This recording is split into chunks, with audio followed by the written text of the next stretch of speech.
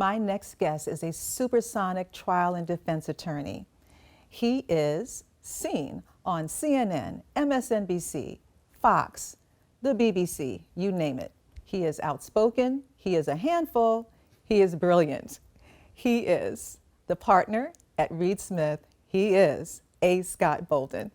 Scott. Yes. Thank you so much for being here with me today. I have to admit, I am equally as excited to have you here as I am scared. You're way too kind. You're way too kind. I know that It's your mind thinks so interview. fast. It's going to be a friendly interview. I'm looking forward to it. Of course it will be.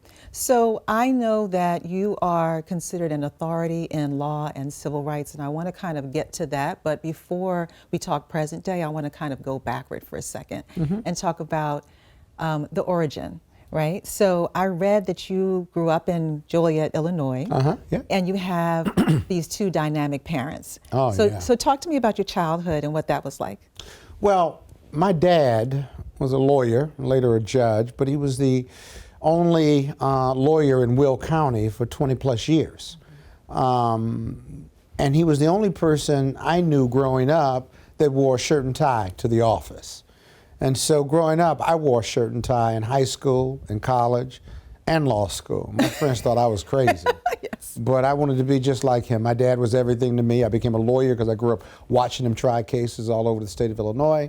He was a criminal defense lawyer and a civil rights defense lawyer, and very active in the movement, civil rights movement in Illinois. So what kinds of things, when you talk about him being active in the movement, like what kind of things did you observe him doing? He was the president of the NAACP in Will County.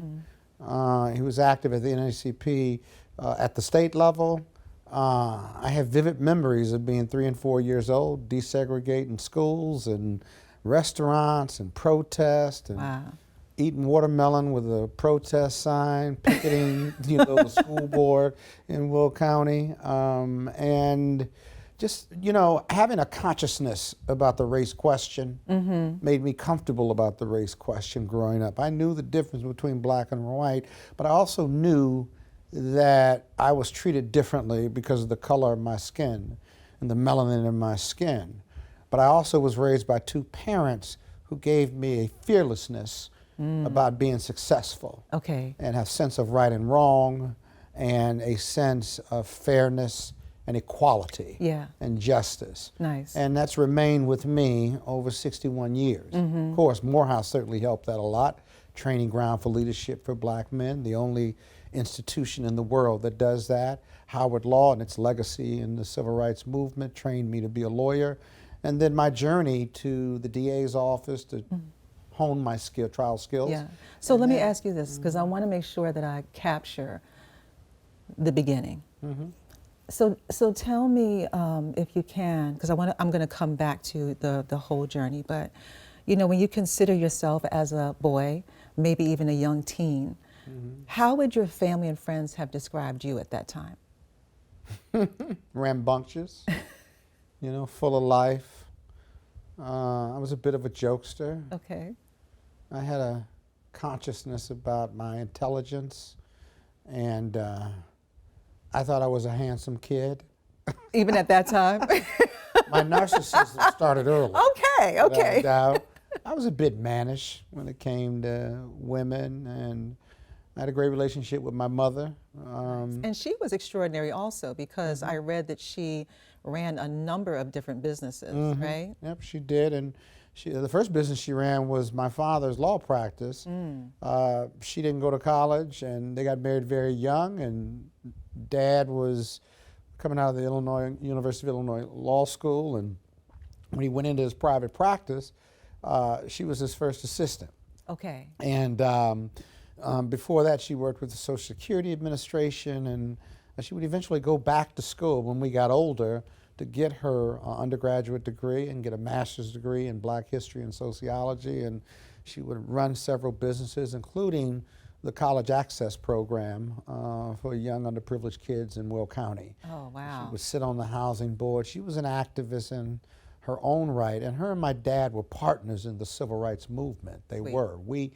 I have vivid memories of my father being harassed by the FBI and the police and white supremacists. This was in the late 60s, So when you early say you 70s. had vivid memories of that, what specifically do you remember? Do you remember conversations? Do you remember phone calls? What do you, or was it really more of a feeling? I remember the day Dr. King was killed.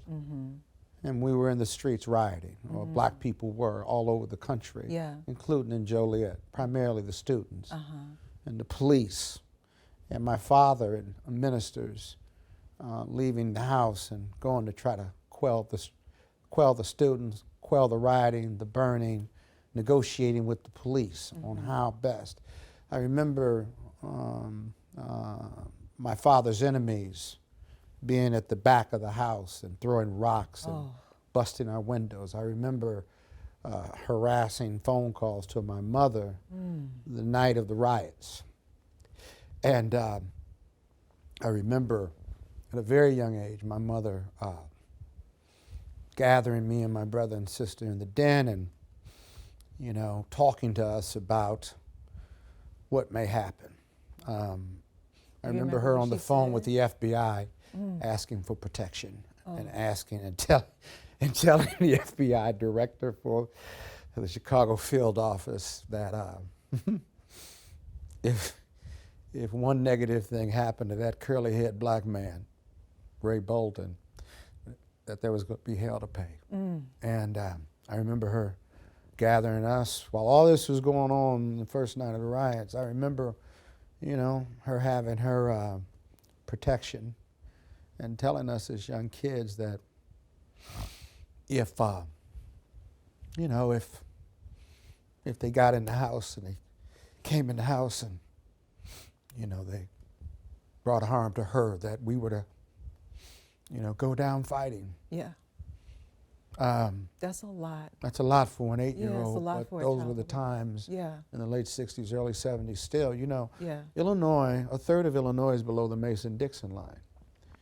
And so there was still a lot of racism outside, in Chicago and outside of Chicago. And, you know, I have vivid memories of it, which shaped and defined my life and my commitment to fighting racism in this country.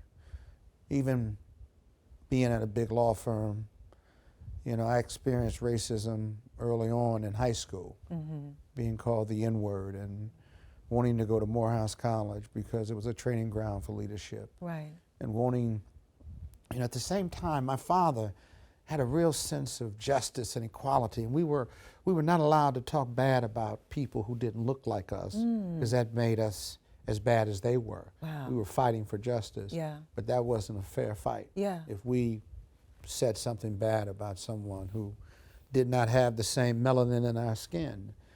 And so the race question and the race issue is a huge part of my life, being, and my development. Yeah, it makes sense because you, at 8 years old, were really in the center of it.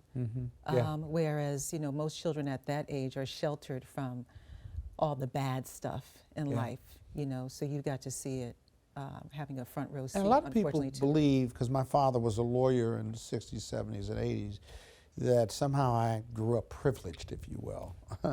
And the reality is that we didn't. My father didn't make a whole lot of money. He was a practitioner. We didn't want for anything. I mean, we were probably a working class family, but I saw a lot of poverty around us. Yeah. Because everyone who I played with either didn't have a father in their household, or their father was in jail, or their parents worked and struggled to make ends meet by working at the factory or the prison. And so it was an incredible juxtaposition, you know, this life of mine. Although I grew up with working class and poor kids, I had a sense that my father was different, special, because he wore a shirt and tie, and he was very well respected as a lawyer, despite him fighting for justice, freedom, and equality. My father was very well respected by white lawyers and judges and the police and the mayor, who he would often oppose, because he was brilliant, he was smart, and he had a biting sense of humor that made you smile. Who does that sound like? Yeah, I got that like from maybe him. A. Scott Yeah, Bolden. I can bite, and it takes you maybe 20, 30 seconds to know I bit you, but once you realize it, it's a delayed response. But, you know, he loved being a lawyer. He loved doing justice. He read a book about, he was homeless.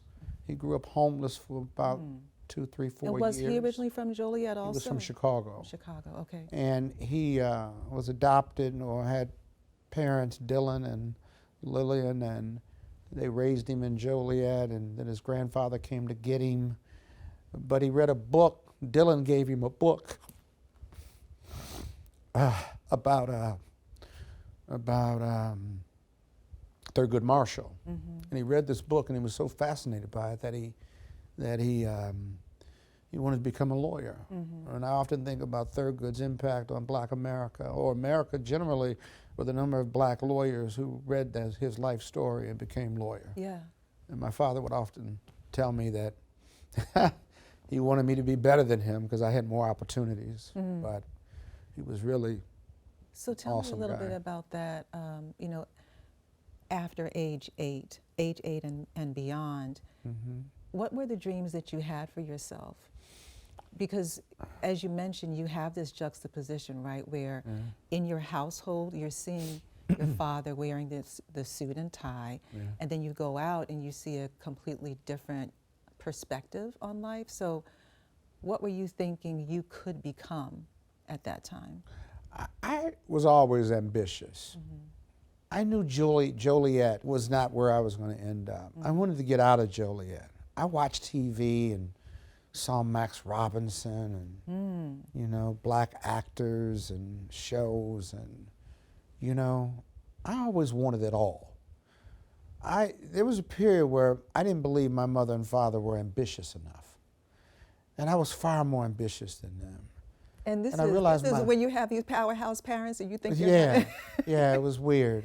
It was weird. My father was so brilliant. I thought he should be rich and famous and like the people I saw on TV, and I realized he was homeless, and he grew up homeless for a period of time, and he went to the military and had a JD and an undergraduate degree, and now he was this big-time lawyer and judge eventually, and I didn't fully appreciate that the way I did, and I did a lot of work on myself and the scars of racism that I've experienced to realize just what a powerful and loving influence he was on me. He was everything to me. Yeah. So growing up, I had those big dreams. I wanted to be a big fish in a big pond, and my mother realized it. My mother narrated my journey to manhood. My father taught me how to be a man, and they both still live in me. What do you mean by your mother narrated? She would narrate and tell me about what it meant to be a man, that you cannot call your father and me every time something doesn't work out. That, boy, baby, you're special, and you're going to do special things out here. And that you're far more ambitious than me, your mother, your father, your brother and sister. You want it all, baby boy, and I'm going to support you. We're going to support you in getting there, but you remember 2 things, right? That Joliet's not the center of the universe, and don't forget where you came from. But she also would say, but when you get there, when you get there, wherever you want to be at the top of the game, wherever you get there, right? You act like you belong there. You don't act like you're glad to be there. Wow, that's powerful. Yeah. That is so powerful. And that contributes to my confidence. I mean, Morehouse accentuated it and magnified it, but I've always had this love supreme for myself. It sustains me. And I've also always had a lot of confidence in myself. I built a multi-million-dollar law practice my way in big law, and I never doubted it. I never looked back. I made mistakes along the way. It was non-traditional, but I'm still on here. that, let me pursue that a little bit. So on this journey where you have all of these challenges, right, were there 2 or 3 moments that you can remember and think about that were challenges for you, where you had to say to yourself, you know what, at this time, I have to own my greatness? Were you remembering what your mom said to you Like, you know what? At this time, I'm not going to play with you guys. Like, I'm serious and I'm coming. Well, going to a big law firm, you know, I had a lot of challenges. I failed the New York bar the first time. I improved by 50 points and passed it the second time.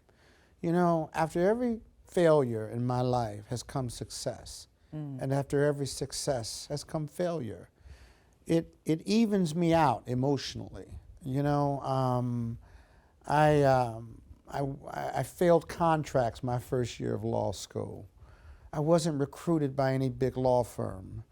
When I moved from New York to D.C., not one black partner at a big law firm would return my phone calls. In fact, one very well-known one told me that there was nothing on my resume that indicated that I would ever be successful in big law, and that, you know, there really wasn't anything he could do for me, that I should go back to the government. When I got to Reed Smith, I knew I failed contracts, but I did so well in the interviews that they never really checked my grades, and they gave me a job. And the recruitment partner just didn't work that hard, and he said, oh, don't worry about the grades. I came in as a third or fourth year associate. Had they looked at my transcript and saw that F, I probably wouldn't have gotten that job. 32 years later, having generated multiple millions of dollars over 30 years, it's not that I wasn't an excellent student. It was excellence is all around us. I had my moment in that class. I had that moment when I failed the bar, but you know, the Lord will take you down before he brings you up. You can't appreciate and celebrate the successes in your life without failure. Yes. It's what you do after you fail that defines your success and your future. Yeah. You know, I was just at the Southeast Tennessee Learning Center talking to about 50 plus kids about loving themselves and how loving yourself and being great no matter what your circumstances are in Southeast Washington is what you do with failure that defines your future, not the failure itself. And I've never let failure do that. I mean, I built my law practice with no framework, just a skill set, you know, and the idea that if I was the greatest litigator God ever created, somebody had to know my name. And so part of my development of my book of business was not just the skill set I got in New York prosecuting bad guys, but that I had the ability to ask for the business and to sell myself confidence, competence, and just a comfortability with clients. Yeah. Because when they're in trouble or they're being sued for a large amount of money, there's a lot more going on than just being a great lawyer. And so... So Scott, let me ask you this, because this is one of the reasons why I really wanted to talk to you today, is that you are this kind of intriguing person, right? Like, you think? Yes. You are the, I'm going to take no prisoners, super scary, don't play with me person. But then you're also charming and you're generous and you're loyal. So where does all of that, where do those traits originate? Probably my mother and father. They were very giving because they were leaders in their community. I helped my enemies, and I love my enemies. My father did. My mother's big. What do you mean by that, I help my enemies? Well, because for your enemies to come to you and need you, whether for their family or financially or otherwise, it takes a lot if they've wronged me in the past. The biggest argument my mother and father would have wasn't about their relationship.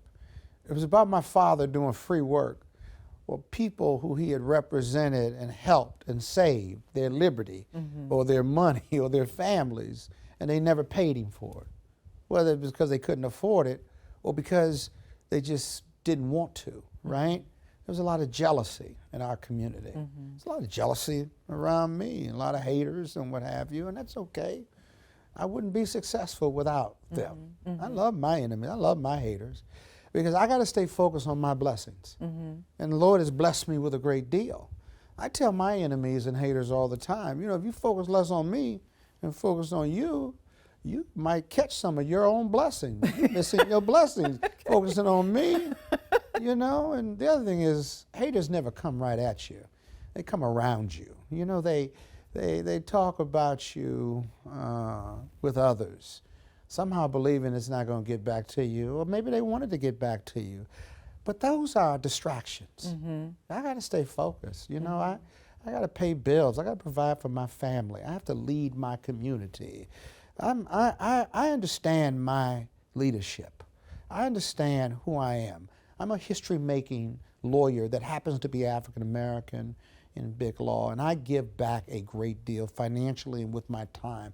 I know who I am and who I'm not, and I'm not afraid of either. Yeah. I'm not afraid of either. I'll tell you all about my failures and my what I don't do well in life, you know? But I'm me. And you know, talk to me a little bit more about your philosophies. It's obvious that you are extremely successful.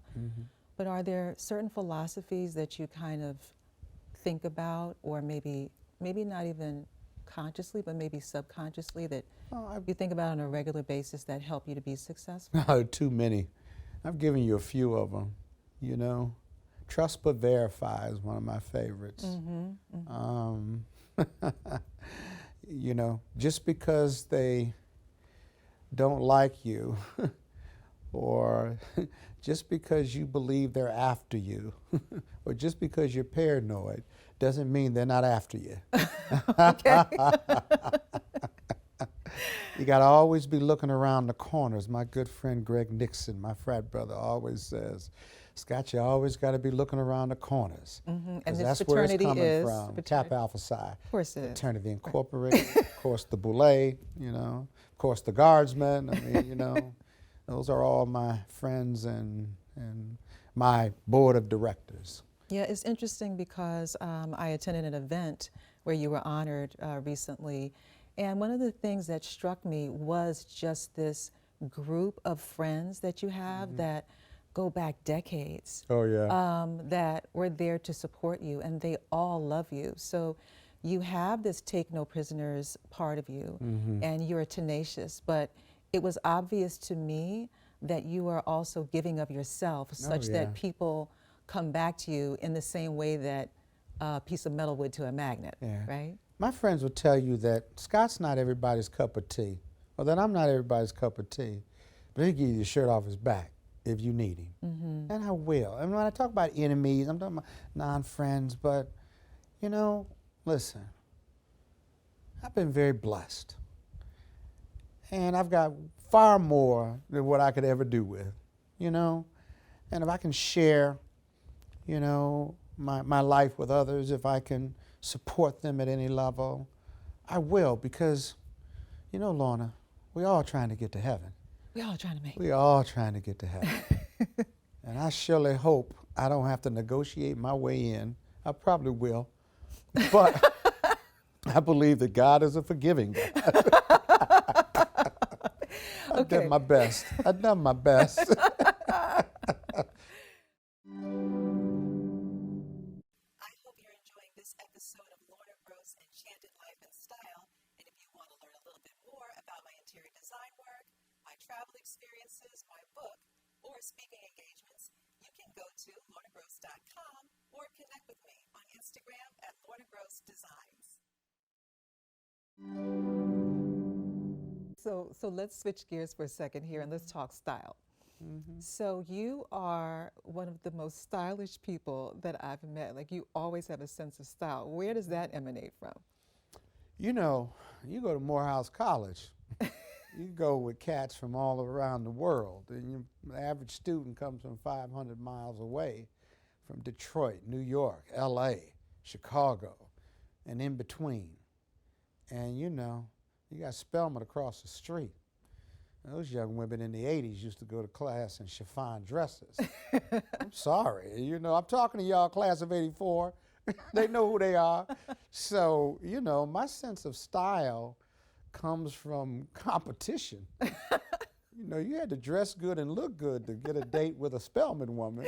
And you had a lot of men around you who were dressing just as well from more urban centers. And so, you know, from Atlanta and elsewhere. So, you know, competition created this style for me. Now, my friends from New York and D.C. used to always call me a Bama because I had my own sense of style that wasn't consistent with theirs.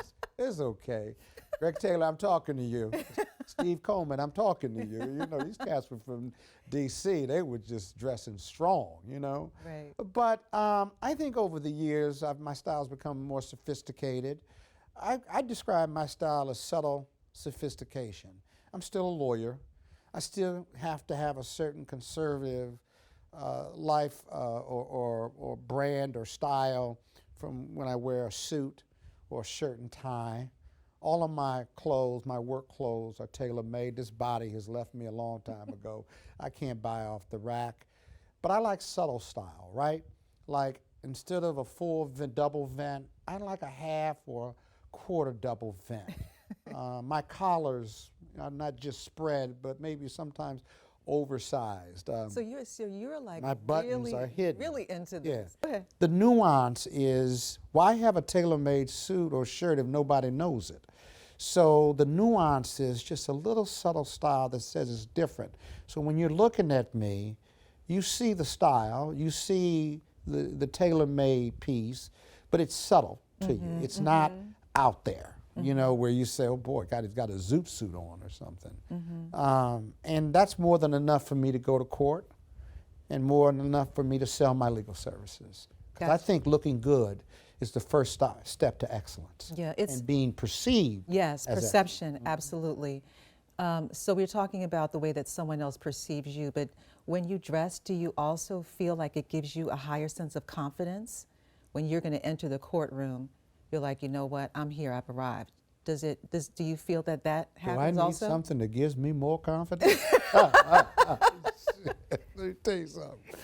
I'm scared to death half the time. The confidence is cover. Sure, I like looking good. Like I dressed today for a purpose because I was going to be on your show, and I love and respect you, and I want your show to be excellent. You know what I mean? I've got media hits after this, and yeah, I think clothes is about messaging, right? And I'm all about messaging and all about name recognition. You know, I often when I talk to law students and lawyers, young lawyers, I ask them, do you want to be an ordinary lawyer or an extraordinary lawyer? And everyone says they want to be an extraordinary lawyer. And when I ask them, what does it take to be an extraordinary lawyer, they struggle with further answers. And for me, being extraordinary means being memorable. So everything I do, I want the messaging to be that I'm an extraordinary lawyer, that I'm going to be aggressive, that I'm going to be a problem for the other side. And there's nothing wrong with looking good while you're doing it. Winning is one thing, but looking good while you're winning is so much more fun. Yeah. You know? Yeah. I love, though, what you said, that being extraordinary is about being memorable. That's right. I really, really love that. And there's all kinds of different ways that we as individuals can be memorable, right? Sometimes it's personality, sometimes it's dress. Okay, so one of the things that I think about with you is that there has to be some stress in your life, right? Because you have all of these arguments that you have to create on behalf of your clients, and I'm sure at moments it's intense when you're going to trial. So what are you doing to reset and balance? Are there certain experiences that you incorporate into your life, or certain things that you splurge on to help to reset and balance things out? I love new restaurants. Whether I win or lose, I'm going to eat and drink. I love tequila. I love excellent food, and sometimes too much. The other thing that I do is I love movies. I love film noir. A great Saturday for me, and it's very rare, but a great Saturday for me is to turn on the TV and go to Netflix or go to Comcast or go to TMC or to the movie channel and just watch old movies from the 30s, 40s, and 50s all day and all evening, because Hollywood tells us about our culture at the time. how women were treated in the 30s and 40s in the movies, how they were physically abused on camera, and that was acceptable, whether it was James Cagney taking a grapefruit, a half a grapefruit, and putting it in his paramour's face because he was angry, or putting a woman over a man's lap and spanking them, or better yet, how black people were portrayed in the 30s, 40s, and 50s with blackface, and how they were shuffling and bug-eyed and what have you. We cannot forget our culture and how black people have been treated. And the progression of movies brings us up to speed now. How gay people were portrayed, how sex was portrayed in the movies. And now we get to 2023 when many of the things in the past were completely unacceptable. Yeah. Hollywood reflects our culture and our times and our life. Yeah. And I like watching that. So you're watching it not only for the entertainment, but you're also analyzing what Yes, you're watching. very much so, because what will historians and our future civilization say about 2023, Yeah. about our political discourse, about our economic situation, about the Democratic and Republican Party, about our leaders, and how bipartisanship is undefined now. That's important. Yeah. You know, your purpose and my purpose in this life is to leave this space, this place, in a better place, make it better, Yeah. to leave it in a better place. Yes. If that's not your goal and objective, if you're not trying to give back and define how you've made it better, whether it's Lorna or Scott, then you're only living 50% of your life that God gave you. That's one of my mother's favorite sayings. You know, I love the idea, the Nation of Islam, and Minister Farrakhan was very controversial, but the one thing he says is, I don't have a problem with black people making money. I have a problem with black people not giving back to their community or being a bloodsucker. And so giving back from my upbringing, and just from Martin Luther King, you know, everybody can be special because everybody can lead. There's always something for someone to do. Yeah. And that drives my mission in life. Not just the money and the success and the trappings of wealth, but also how much am I giving back? Yeah. How much am I making a difference with my time and money? Every young lawyer and every law student in this country, if they reach out to me, they get a 1-hour meeting. And I give them everything I got in 1 hour. Wow, that's fantastic. I don't let them, I can't define their success or their goals and objectives. They have to put that plan together and I'll help them. But if they do that, I make time for them on an ongoing basis. You have to make mentors mentor you because I'm busy. I got a lot of challenges and stuff. And so I don't know whether any other lawyer in this country does that, but it takes a lot of time to do it, and it's important to me. And I Because will I got to say leave it a also- better place. I got to leave it in a Leave better a better place. Yeah, I will say that you know, you're one of my clients. I know you to some degree, but and this is great for me to learn more about you. But one thing I do know is that you lead with generosity, and it is apparent and it is obvious that that is a part of one of the important tenets that you that guide you. So, let's talk summer and catfish. What does that mean? Summer and I read catfish. that summer is your favorite season. Tell me what it is about summer that brings you joy. Well, it's not cold like Chicago and Joliet was growing up, that's for sure. Just the vibe, you know, getting in the pool and with a cigar and In the pool with with a the drink. cigar. Yeah, Okay. that's right. Okay, I'm getting You the vision know, here. and just chilling out, smoking and drinking at home with friends or. Speaking of consuming, let's talk catfish. So I read that catfish is one of your favorite foods. So what are we doing? Are we broiling it? Are we deep frying it? Are we doing it with potato salad, Where did you read that grits? from? Boy, Hey you've man, done your research. I've done my research. You know, every tell. Friday night growing up, my mother and my Aunt Betty and my Aunt Beulah and my Aunt Lola and my Aunt Judy. Aunt Betty's still here, the rest of them are gone. They were all from Mississippi, migrated to Joliet, and they were my great aunts and uncles. And they every Friday we would fry catfish, buffalo fish, and have it with spaghetti at my Aunt Beulah's home. And those were the fondest Nice. memories because it was a large group of people, 20, 30 people. Aunt Beulah and all my aunts were in their kitchen cooking and arguing with one another. Aunt Beulah didn't like anybody else being in her kitchen. I mean, she could burn it up, but she didn't like it. But her sisters had to be in there with her because, you know, blah, blah, blah. And they argued like cats and dogs. And as a young man growing up, I just loved it. I just loved being in that space and that energy. And I remember the catfish and the spaghetti with Italian. Catfish and spaghetti. Catfish and spaghetti. Okay. And we grew up Catholic, so we had to have fish. But we had catfish and spaghetti and bolognese and Italian sausage. My mother would make it. And it was great being in that space with my aunts and uncles and cousins. But one thing I remember, in Aunt Beulah's home, you couldn't just take one plate. Like, to show her your gratitude and to make sure she knew that you loved her cooking, because that was part of her brand. Right, right. You had to get a second or third plate. And overeating is a Southern tradition. Yes. And so it took a time for me as I got older, 30, 40 years old, and as I gained weight, because I was still psychologically overeating. God bless Aunt Beulah. She's not here anymore. But the food was just so good. Yeah. She made potato salad, and my uncles would go hunt squirrel and rabbit and coon and bring it to her house, and they would cook it and clean it.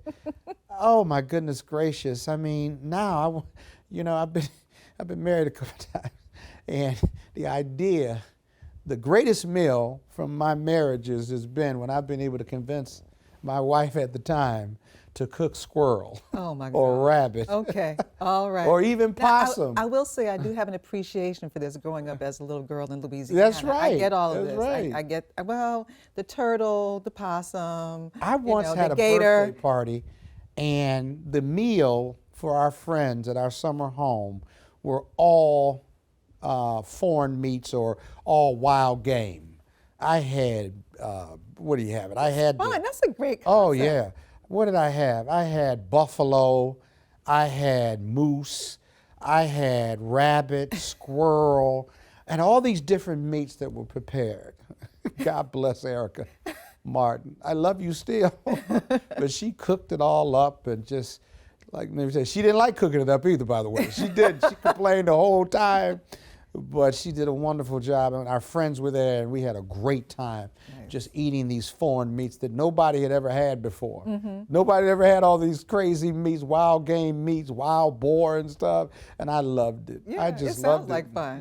And I'm absolutely. gonna You should steal try that. it. I'm gonna steal that idea. Okay, so I have to wrap up. I could feel like I could talk to you forever, but Okay. let me get a sense of your insights a little bit more. In your opinion, is life more of a fairy tale, or is it hard work, or is it a combination of both? It's probably a combination of both. I mean, asked another way, I always ask myself, is life good and the bad times are exceptions, or is life bad and the good times are exceptions?